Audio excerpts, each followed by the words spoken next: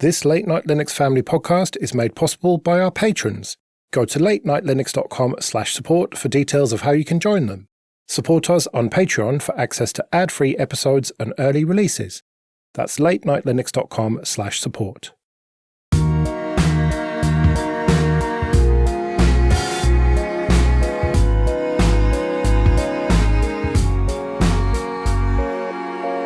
Hello and welcome to episode 361 of Late Night Linux, recorded on the 17th of November 2025.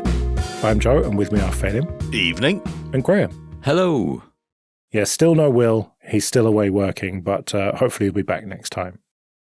Canonical expands total coverage for Ubuntu LTS releases to 15 years with legacy add-on.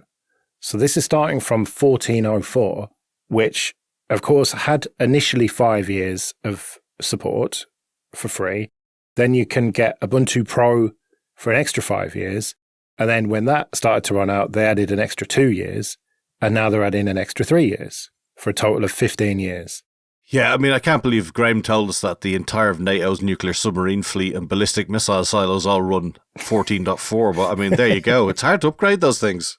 Of course, Graham did not say that to us. Let's not get him fired. No, let's not. But I would love to know what client. There's clearly one or several on a spreadsheet, and they're all stuck on this version. Probably due to a third-party piece of software that they have no control over. Yep. And that's the reason they're stuck on it.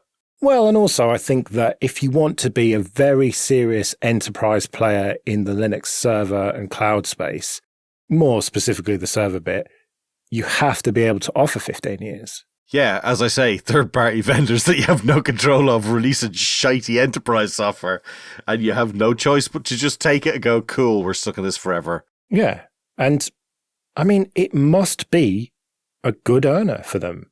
I mean, what they're doing here is selling technical debt as a service. I would say more power to them as well, because if you can do that, I think that's great.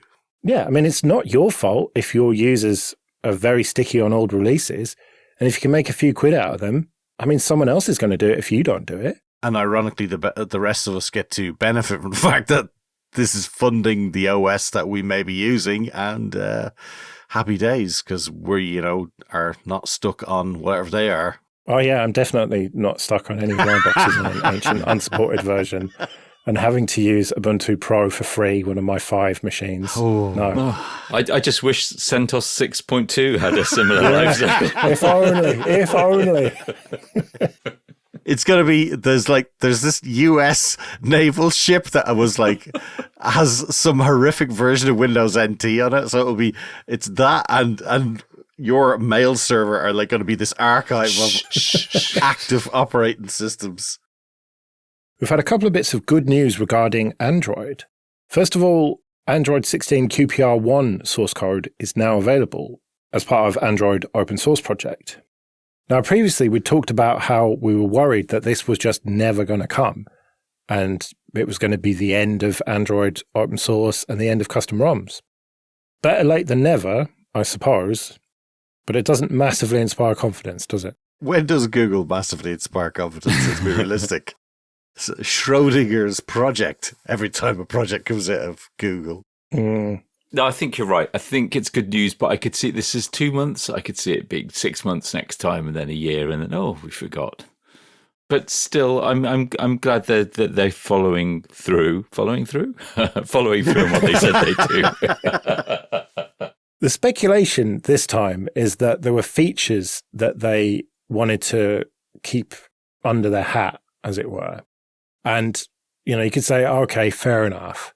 They didn't want to spill the beans on that too early. And now the features have come out. Now they can release it. But when is there ever going to be a situation where they aren't working on new features that they don't want everyone to know about? And so I think, yeah, you're right, Graham. There's a serious danger that it will just slip because it'll be a month or two. But then there's this other feature. So we'll delay it another month or two. And then, yeah, before you know it, it's 6 months. Crazy idea. Could they not have those things in a separate repo and they don't have to rip them back out again? Maybe they could just install them What, more proprietary aspects of Android? Great idea. Well, they don't have to be proprietary. They just have to not be part of the main OS. Because, I don't give a shite about whatever their bits and pieces that they have are. I just want the base OS. Yeah, you just want the base OS from about 5 years ago on your 10-year-old phone. Shut up, it's fine. It's not that old. It's probably worse. Well, the other good news is about sideloading apps or installing software that you want. Previously, we've talked about how the plan was to make it so that on any Android certified device, so not your dodgy custom ROM, Phelan, but our stock ROM. How dare you, sir? Pixels or Samsungs or whatever, you could only install software made by people who had registered their details with Google. And there was a massive backlash against this. And now Google have posted on the Android developers blog, based on this feedback and our ongoing conversations with the community, we are building a new advanced flow that allows experienced users to accept the risks of installing software that isn't verified. And then they go on to explain a little bit more about it. But this is just exactly what I asked for. Like, fine, by default, make it lockdown, no problem. Bury it 3-4 plus menus deep for me to turn off this restriction. That's fine. As long as that setting is there for me as someone who is a power user or an expert or whatever you want to call it, give me that option and I'm happy. And it looks like they've listened. It does look like they've listened. And this is good news. I'm not going to have a cynical take on it. It's not at all like, MPs in the UK announcing things ahead of, a budget to see how it'll go down or to prepare us for, worse things to come. They've just reassessed their stance and they're going to allow us to sideload things forever. That's very noble of you, Graham. And I believe you. I believe you wholeheartedly. The honourable gentleman. That is very cynical of you, Graham. I don't think this is like Rachel Reeves standing up saying, oh, we're going to put income tax up, probably, and then you turning on it at the last minute to make the other shit that she's doing not seem that bad. I think it is more a case of they just didn't think that it would be a problem. I think they just, again, in that Silicon Valley mindset, just thought this is going to make our users more secure, therefore it's going to be fine. Bullshit. Really? I like this optimistic, Joe. I think we should leave it at this, Phelim. Let's just accept a snapshot in time, frozen, like Han Solo. The exact opposite. They went for a way to try and cut the legs out from the open source side of things. And they were like, how can we be more like Apple and evil bastards? And then, they got foiled again by our pesky complaints. Fucking secure. My hole. This is cutthroat. I try to see the best in people where I can, right? And even in evil companies like Google. Now, just because I don't think it is the worst possible thing that it could be, doesn't mean that it's good. What I'm saying is they don't give a flying fuck about wanting to sideload apps, as they call it, or install software that I want on my own device, as we should call it. They just don't care, to the point where they did not even consider those people when they decided this rule. Then the community said, no, we're not having this. And then they said, oh, right, yeah, shit. Like, is that not more plausible than a fucking mustache twirling person at Google? Haha, we will kill this 0.1% of Android users who install random APKs. That is exactly what happened. Do they have a cat on their lap and go, Mwahaha? Think about it, though. There's a lot of, this is an advertising company. And there are apps out there, I mean, shock horror, who just do what the actual user wants, not what the advertising company wants. The likes of NewPipe, various things like that. And they would like to just destroy all those things. Maybe it's a bigger thing than we actually even know, because they're actually seeing a hit, or they're seeing comments from the people who buy ads at Google going, hang on a sec, there's people here watching YouTube channels and they're not getting the ads. I don't like that. I don't think that NewPipe is a very serious threat. That was an example. I'm sure there's others. I think the likes of uBlock Origin were a massive threat, and so they changed the way extensions worked in Chrome and made it much harder to block YouTube ads. But I don't think that NewPipe is, most people haven't heard of NewPipe. That was an example, but yes. Well, give me another one then. Well, there you go. Manifest V2 versus V3. What happens if you can sort of mandate that from an OS level for, all sorts of things? Who knows what they have planned coming up, where they're just thinking, we need to make sure that can't be sort of sidestepped. But the thing is, right, the likes of NewPipe and any other application that you can install on top of Android, right, they weren't going to ban them necessarily, at least they said they weren't going to. They just wanted to make you register your details with them as a developer, which is a massive invasion of privacy and is just a data dump waiting to happen. And so it's obviously a bad idea. But again, I don't think that they thought about that stuff. I just think that they didn't care. I don't know. I think you don't give them enough credit. I think there's somebody there with a point and a way to increase a share of markets, whatever, can look at something and say, hey, look, in Asia, there's a massive load of people doing this, using this app instead of that. They're getting hold of that content. Look at the amount of stuff that's happened with archive.is and the amount of pressure that's been put on them. That's paywall busting stuff. So, I mean, I wouldn't be surprised as margins get tighter that things like that we would think, oh, that's ridiculous. They don't care about that. There's ways to affect decisions where they know that loads of developers are not going to put those credentials in, and they would know, like, look at the list of applications that said, right, from now on, we're not going to just release on the Android store. I mean, you might find there's a tactical way to get those people to stop doing that, and they found it, and there they go. Well, except the view turned, haven't they? So it's all fine. For now, maybe. Yep. Okay, this episode is sponsored by Tailscale. Go to tailscale.com/LNL. Tailscale is an easy-to-deploy, zero-config VPN that allows you to build simple networks across complex infrastructure. Sign up, install Tailscale on the devices you want to connect, and you can get going in a few minutes. Whether you want to connect back to your home LAN while traveling, send backups to a friend's house, or securely access your Kubernetes cluster, Tailscale combines the power of WireGuard with simple installation and configuration for a seamless experience. Tailscale's personal plan is free forever. You'll get up to 100 devices and 3 users at no cost with no credit card required. So support the show and try Tailscale for free today at tailscale.com/LNL. If you'd like to bring Tailscale to work, use code LATENIGHTLINUX for 3 free months of any paid plan. Thousands of companies have already made the switch. That's code LATENIGHTLINUX. Gnome Mutter now completely drops the whole X11 backend. This is the post on Phoronix. This was inevitable, really. It's the inevitable march of progress, and I think it needs to happen. This is one of the few times you will find me agree with Gnome, yes? I agree. I mean, every time this comes up, it should have happened a long time ago. It's still amazing that we're talking about it, but yes. I mean, you used to talk about this back in the Tux Radar days. Yeah, we did. How long ago was that? Like 15 years ago? Yeah. And interviewed people who were working on Wayland, and yeah, it's nearly ready. It's all going to be fine. And, you know, it's like the Rust stuff in Ubuntu. Like, at some point, you have to pull the fucking plaster off. Yeah. And just do it. And just see what breaks and fucking fix it. Yeah. And so I suppose I'm glad it's Gnome. Well, yeah. I mean, it's going to happen with KDE eventually, isn't it? After I've got my Steam frame, hopefully.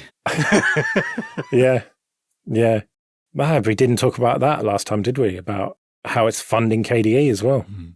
Making Plasma and KDE stuff work on that Steam frame must have taken work and must have cost money. Yeah. But yes, this can't happen quickly enough, and I totally agree. All in on just dropping X11 and let's just deal with the fallout in the world of Wayland. Yep. And, you know, if you really, really need X11, then you'll have to pay for your technical debt by getting your 15 years with Canonical. Nice. Can you imagine the poor sod who's sitting there patching an X bug in like, what year is that now going to be? Yeah. Is it 2032 or something like that? I can't do maths. They'll be doing it by forwarding their Windows to their desktop as well remotely. If I'm not mistaken, if X11 is still around in 2604, which it probably will be, that means that some poor fucker will be patching X11 bugs until 2041. Yeah. But I mean, it doesn't surprise me. Like, you hear of those, like the mechanic shop in Poland running a Commodore 64 for its point of sales, and there was a donut shop in Indiana. There's going to be places like this running old X11 things forever, probably. Yeah, and it'll just be someone's job to keep it going. But when you think about that, 2041, it'll still be around, probably. Yeah. At some point, you've got to say it's got to go. I think the only person who says that is the accountant in your company who says it's not making money anymore. Yeah.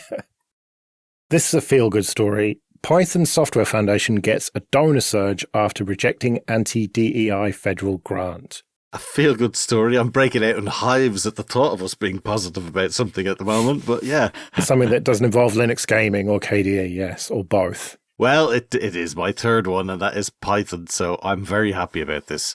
So, yeah, the very dubious US government grant, which required all sorts of hoops to be jumped through, essentially counter to the whole idea of the Python Software Foundation, was met with a huge surge in donations from just the regular people who use it. And as one of the comments on an LWN comment said, yeah, I'm not a massive fan of Python, but I'm absolutely going to give a donation for this because, yeah, that's the way it should be. And I think this is fantastic. And to be honest, I'd never even thought about this myself, having the fact that I use it quite often, as in every day. And yeah, I'd never thought to give them money. So, I'm going to do that now as well. But hang on, what's the point of giving them money if you're still using Python 2? They're not working on that for him. I don't have... Okay. Yeah, okay, you caught me in a tautology there. No, what's a tautology? What's the opposite of a tautology? A falsology. A web of lies. Yeah, web of lies, fine. I may have some Python 2 still. I'm not 100% sure, but I actually think I may use it even yesterday. Shit, no, I do. I do have some. It's not connected to anything. It's just, it works. And I'm going to offer long-term support and technical debt support to my clients on it. That's what I'll do. Yes, this is a winner. There you go. So you're actually making money. Fine. Yes. They've not got anywhere near the $1.5 million that they would have got from the US government. And what that was going to fund would have helped other projects like NPM and stuff to make them more secure. So it does fucking suck that they had to turn it down, but they had to. It was unanimous. There was just no way it was going to work. And so it is good that people are donating, but we're talking in the, hundreds of thousands of dollars, not in the millions of dollars like they potentially could have got if they'd kissed the ring. So good on them and good on everyone who's donating. That's true, but I do think this is a better way of funding things. If you can get your own users to fund you properly, and again, I will say, like KDE manages to get most of their donations from the users who use it, I think you build a better sustainable infrastructure, community, whatever you want to call it. And I think that's a better way of going. And massive big one-off payments we've seen from the likes of many other projects where they've said, actually we prefer less money but more often. And if they can build that whole way of doing things, I think that is far better in the long term. Yeah, completely agree. And just at random, maybe I'll say latenightlinux.com/support. Phelim, you put this in introducing Blender Lab. I hadn't really heard much of Blender Lab. They seem to do a lot of sort of development work and kind of new fancy projects and stuff like that. But the main thing that I was interested in with this was they are actually, shocker, looking for some cash, and I donated a bit. They said if everybody could pay a $5 that used Blender, they'd be sorted. I don't use Blender. I still gave them a $5, but, it'd be great if people could contribute where they could. Again, people using the project, paying for it. And if we all paid a small amount, we'd be all sorted. And they should do more of this, I think. Yeah, agreed. At risk of giving IKEA a free advert, according to their press release, IKEA launches new smart home range with 21 Matter-compatible products. And Matter, of course, is the smart home Internet of Shit standard that allows everything to talk to everything, including Home Assistant. So it sounds like their various lights and temperature sensors and everything will probably work with Home Assistant without needing cloud services. So this is pretty cool. Yeah, I think so too. And I know it's IKEA and everything, but people are going to be buying Matter devices without necessarily understanding that they're buying devices that can work with other things, and they'll be buying them to work with, I don't know, presumably with Apple's HomeKit. But as and when they want to move away from HomeKit and take control of their own device management, they can do so. So the more of these devices on the market and in front of people, the better. Yeah, I mean, it sort of makes me think, maybe I could run Home Assistant. Maybe I could have a bit of Internet of Shit or LAN of shit, let's just say. Because like, I do not want anything going out to the internet and being reliant on the internet. But if I can go into a mainstream shop and buy stuff, I mean, I know you have been able to before, but like this is a whole range from one of the biggest home furnishing, whatever you want to call it, companies in the world. I can just go and buy lights and whatever it is, smart plugs, and know that they're going to work, or at least hope they're going to work completely offline and just on my local network. Yeah. This might be what I've been waiting for. I don't know.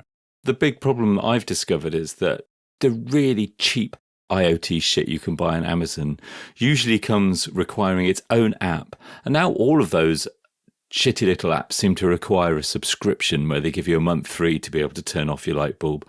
And, you know, that's a crazy situation. If it's Matter, then it's going to be open and you can basically control it however you want. Yeah. And I think from what you lot have said, Home Assistant is how I would want to control it. They've even got little switches of different colors and stuff that you can stick to the wall and program to do whatever you want, which I assume would, again, work with Home Assistant and whatnot. Yeah, it should do. I mean, I'm all in on with Home Assistant at this stage. You should see my configuration panels. I love it. And I love the fact that it's running on a Raspberry Pi in my home. If there's no network, which quite often happens here in rural England, then, I don't have to get off the seat to turn the light on, which is so important to me. I would love to be in your house when there's a power cut and then when it comes back on, but then goes off again and back on, but then screws all the firmware up and then you're there trying to repair your house. And I don't mean REPAIR, I mean RE-pair. Let's do a quick KDE corner then. Help us reach the inflection point. Phenom, are you going to mention the KDE fundraiser every fucking episode? Yes. Yes, I am. Right. Okay. So, good. 50 was the start. They got to 75 and now they've stretched it to 100 and they are currently at 79,000. So, continue to give. And they also have adoptable apps right now, which is quite cool. So, for €50, they have a couple of slots for every app and allows you to get your name in there, which is quite cool. So, yeah, it's great. Over, 60-70% of KDE funding comes from its users, and I applaud, and I'm very happy about this. Are you going to adopt K Itinerary? I'll have to see. All right, and Google Summer of Code 2025 conclusion, KDE mentorship. Yeah, just a nice tie-up of the various projects there. Obviously, I'm slightly biased in the fact that I'm dying for Carton to be released fully because it looks really nice and I hate using VertViewer because it's a big, useless, messy, horrible application. But yes, all for this. Right, well, we better get out of here then. We'll be back next week when who knows what it'll be, but hopefully we'll be back. But until then, I've been Joe. I've been Phenom. We don't need Will. Yes, we do. See you later.